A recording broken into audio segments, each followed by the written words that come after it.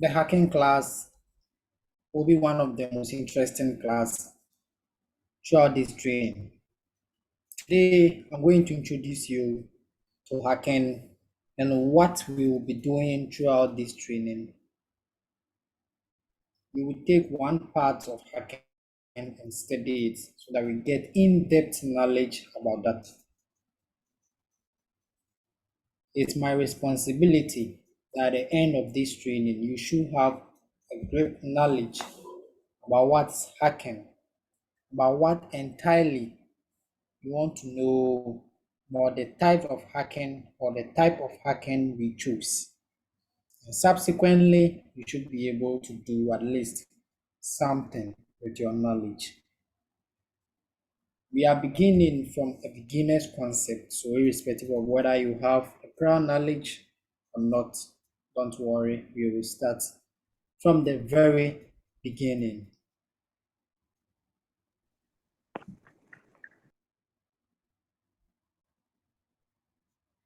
You can see from my screen, I have a very nice gentleman sitting down with a laptop.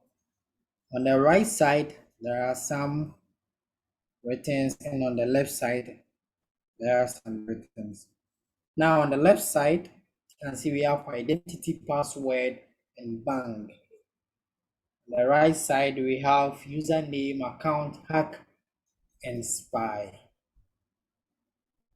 Basically, in hacking, these are the most vulnerable parts or the most looked for aspects in hacking. The identity, a password, a bank, a username, an account, the hack itself, and the spy itself.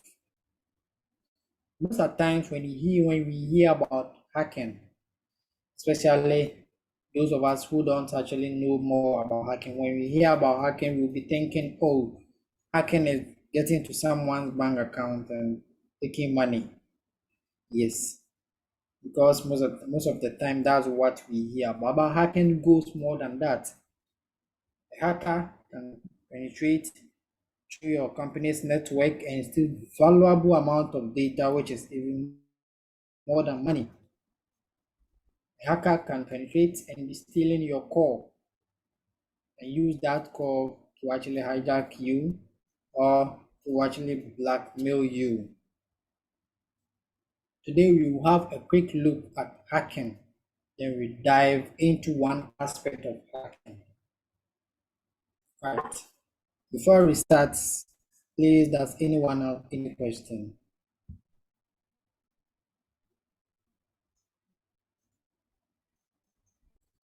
Right. Identity. When we talk about identity, our identity on the internet, everyday life, everyday applications, what's your identity? When someone meets you and asks you, what's your identity? What will you say to the person? Identity. Basically, or most of the times we will mention our name and say, okay, I'm this. Yes, that's my identity. My identity goes far more than that. Identity means the person knowing you, where you stay, your name, the activities you do, the most things you buy, the conversations you have with your friends, places you go. Those are all identity.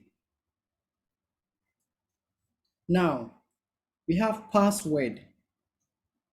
Most of the times our password is our name. So the someone we see Billy at 22 or Tom at 1992 or this as 2005 or my name at 2.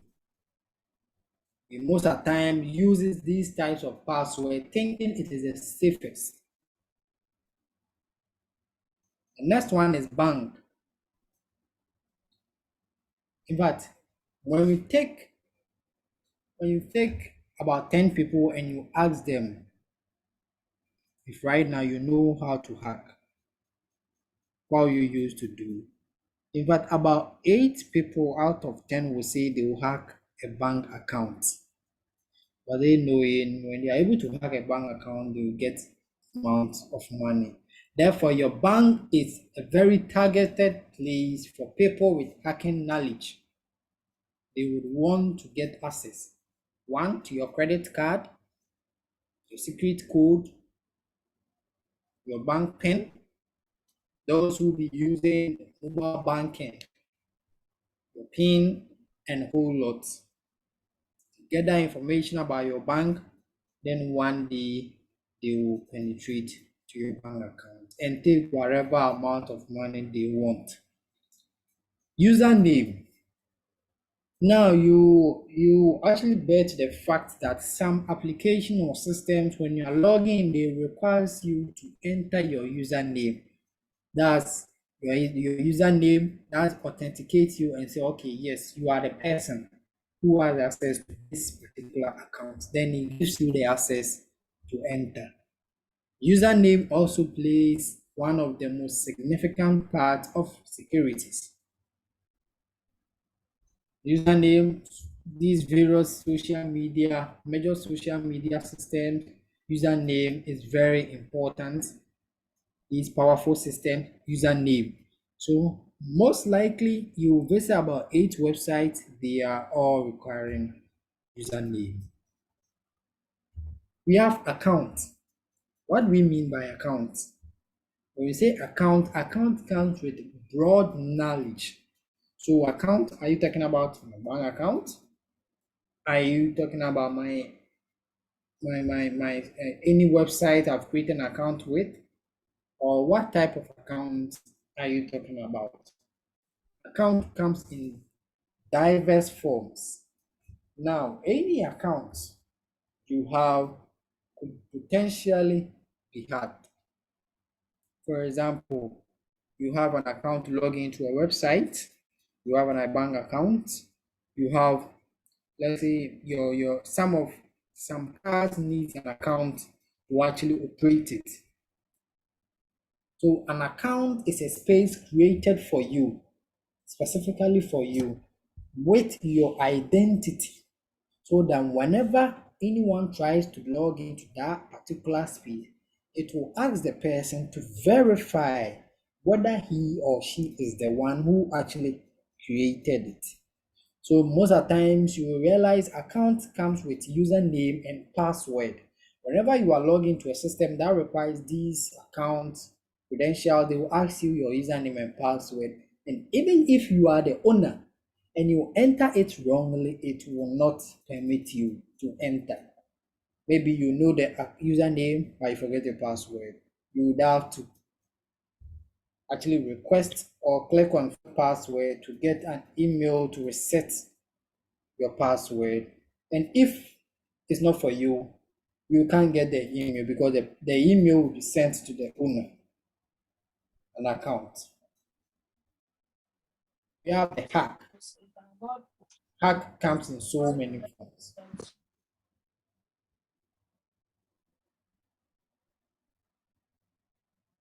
Hack comes in so many forms and so many types. Hack what? They're hacking your account.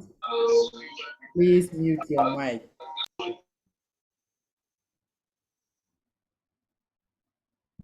Right. Now hack. Hack has a broad base for you to actually dive inside it. We have spy. Spy, one way or the other, comes with hack. So when someone attempts to spy you, he or she has the mentality to hack into your services. So if someone is spying you, meaning the person has a mentality or the notion to get into your account or to bypass any credentials for any account you own. Please, any question at this stage before we move on?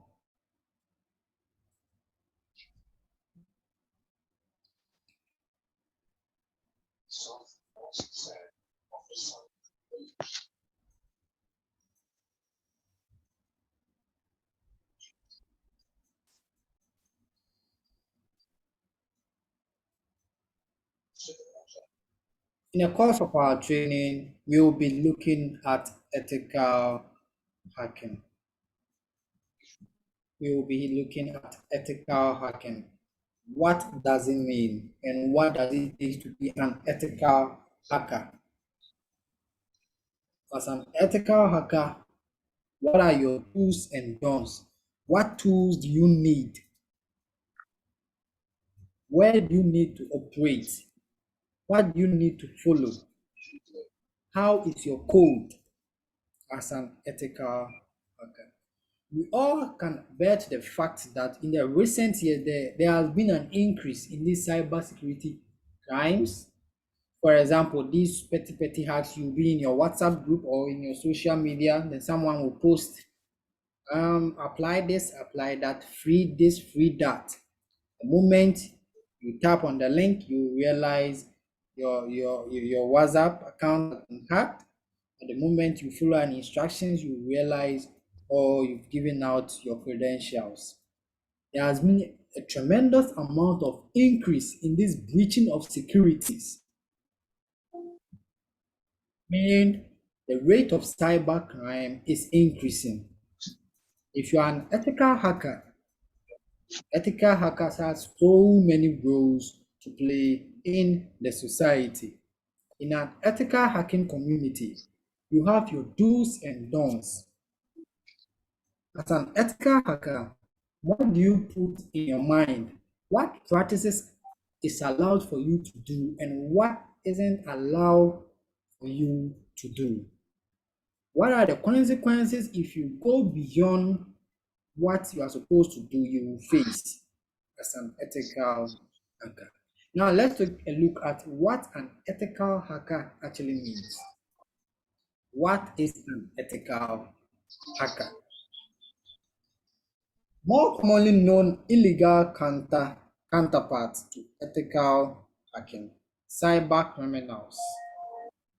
Yes, so these are the people who actually, the cyber criminals, they are actually known for going full out, going to take something illegally. Now, on the other hand, ethical hackers, they are the ones that are able to detect or exploit vulnerabilities in organizations, in systems, and they report back to their owners.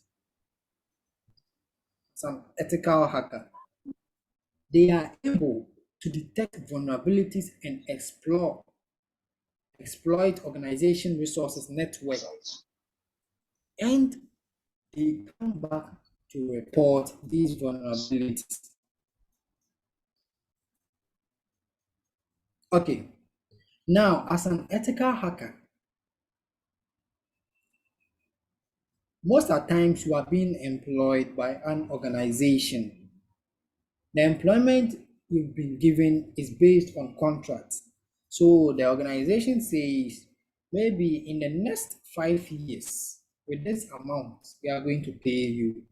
Detect every breach, every loophole that's in our network. Note, as a hacker, as an ethical hacker or as a hacker, you should have knowledge in networking. Because network, you are going to penetrate and take every resource you will need. So you should have a prior knowledge, basic knowledge in networking. Now, when you are being employed by this organization as an ethical hacker, they give you the mandate or the ability, the tools, everything you need to actually go in full out to exploit the organization's strength. So maybe the organization is a banking system or a banking company. You go in full out to exploit the banking loopholes of that particular bank.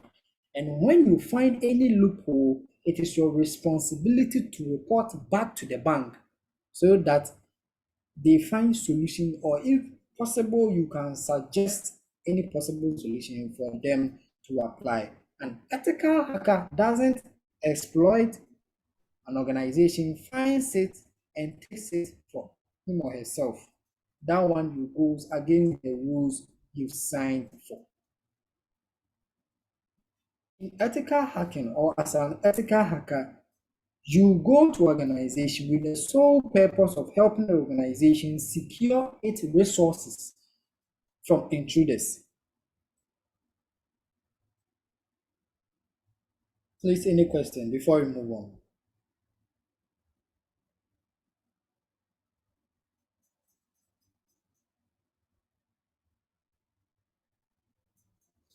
Right. Understanding hacking rules. Hacking in general, it's actually have the concept of you having the ability to penetrate networks or having the ability to exploit systems. Now, after exploiting the systems, your next move determines the type of hacker you are. After exploiting the system and finding vulnerability, do you use the resources for yourself or you report to an organization? If you use it for yourself, meaning you are a black hat, the hackers that exploit, get resources and take it away. We have also the hackers that don't necessarily intend to, but they can. They exploit you, they get the resource, they will be standing between whether to report or to take it away. Those are the gray. And we have the ethical hackers. White hack. These people actually have the sole mentality of exploiting and reporting back to an organization. Ethical hackers are being employed by cybersecurity firms in houses. You can have, let's say, some millionaires or billionaires can employ you. These buildings, they have high security and resources inside. They can employ you full time to actually exploit any vulnerability someone can use to access their resources. So they can hire you there in a house or in an organization. The organization can actually also hire you. Your job is every day you are just finding loophole in organization. And when you find one, you report back to the organization. Please, any question for the hacking rules?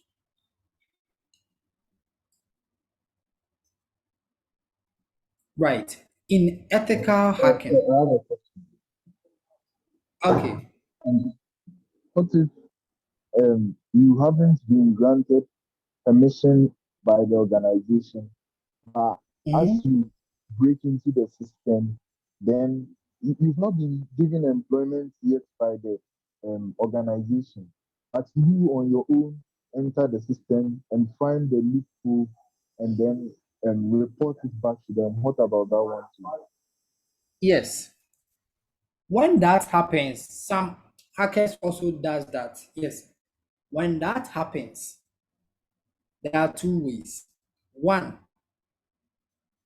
is either the organization sue you for doing that, or they compensate you and work with you to solve that problem.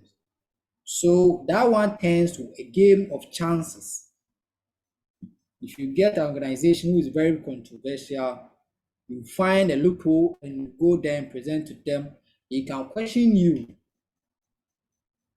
What authority do you have to exploit our system? Meaning you have intent to steal from us. They can and sue you. Now, on the other hand, or another organization can see it as an opportunity to actually make deal with you and actually I'll give you something ransom for you to solve it for them. So here it depends on the organization and your approach. If you have a very hostile organization, you will find yourself in hot waters. You think you are doing good, but you end up in jail. Some organizations too do consider it as an advantage, then maybe you can give you unemployment. Okay. Now in ethical hacking, we have two teams in ethical hacking, two types of teams in ethical hacking. One, they are the red team. Then we have the blue team. Now, the red team, they focus on the attacking side, that's offensive. They are actually focused on every day, every time, finding loophole in the organization security or network. So if you are an ethical hacker, you might fall under one of these. Either you are an offensive, that's the red team. You are always penetrating, trying to penetrate into the organization network. That's your team. Actually, when you penetrate, you make recommendations to them and how to solve it. We have the blue team on the other hand. The blue team is responsible for defending. Your sole job here is to defend our organization from the attacks. So you make sure you actually train the employees there on security issues. You do vulnerability scanning, risk management, mitigation tactics. Now, as a blue team member, you try to employ solutions that will make the organization more secured in the cybersecurity field. So the organization network, you can recommend security features they can add to their system. That's what a blue teamer does. But the red team, you're a red team, yours is to attack. As we have in soccer, we have the attacking side and the defensive side. The red team for the attacking, the blue team is for defending. And note all these are happening in favor for the organization, but that's what you've been employed for. Please, any question on this?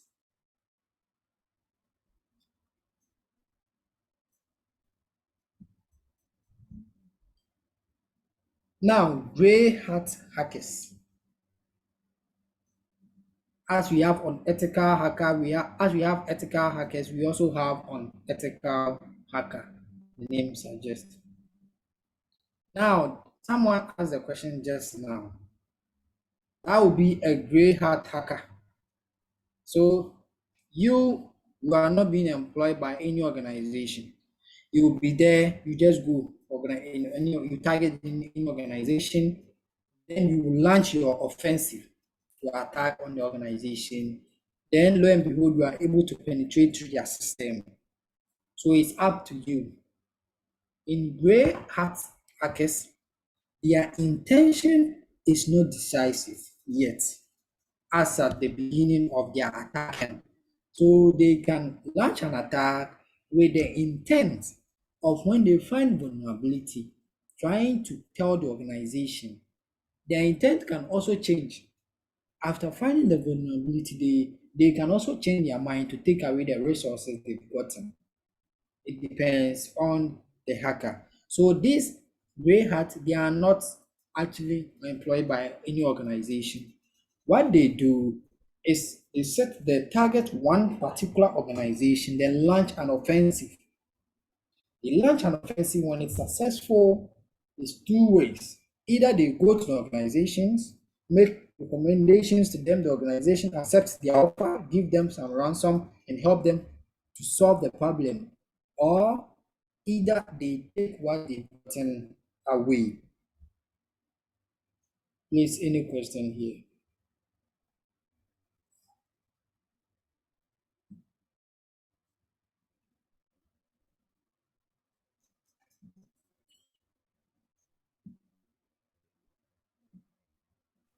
Sir, I have a question. Yes, I'm listening. Okay. So with respect to the grey hat hackers, let's say that maybe you are in an organization, for example, a bank, and then maybe your Okay. your area, your security, you are an expert in maybe managing the accounts of members of people who save in the bank, Okay. and then your area is not in the transactions, the person to person transactions, as well as the monitoring of the systems that um, make the calculations of the transactions as well as the deductions. Okay. So if you are just managing the account and then let's say for the same organization that you are in, maybe one time you decide to venture into that system which manages um, um, the transactions and then you find the vulnerability. Does that also count as being a gray hat? Okay, so